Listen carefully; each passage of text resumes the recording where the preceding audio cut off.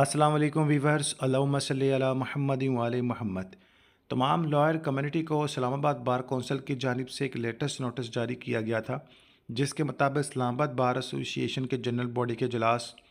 मुनक़िद करदा जो 3 अक्टूबर 2025 के एलामिया के मुताबिक Islamabad bar association national press club के सामने पुरअमन एहतजाज करने वाले मोअज़्ज़ज़ वकला साइमान को गैर कानूनी गिरफ्तार और बेखुसूस इस्लामाबाद बार एसोसिएशन के जनरल सेक्रेटरी अब्दुल हकीम भुट्टो एडवोकेट हाई कोर्ट को गैर कानूनी और गैर आइनी तौर पर जिसे बेजा में रखने की शदीद मज़म्मत करते हैं। इस्लामाबाद बार एसोसिएशन कल मोरखा 4 अक्टूबर 2025 बरोज़ हफ्ता को मुकम्मल हड़ताल का ऐलान करती है और मुतालबा करती है कि इस्लामाबाद पुलिस के जो आला ओहदेदारान इस्लामाबाद बार एसोसिएशन में आकर इस गैर कानूनी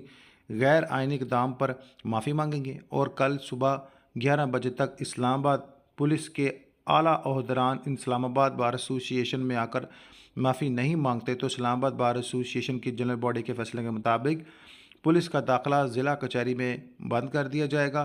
जो मुतालबात पर अमल दरामद होने के तक जो है बंद रहेगा। इस्लामाबाद बार एसोसिएशन ये समझती है कि पुरअमन एहतजाज हर शहरी का बुनियादी और कानूनी हक़ है, आइनी हक़ है और बार के मुंतखब नुमाइंदा पर हमला पूरी बार पर हमला है, जिसकी सूरत में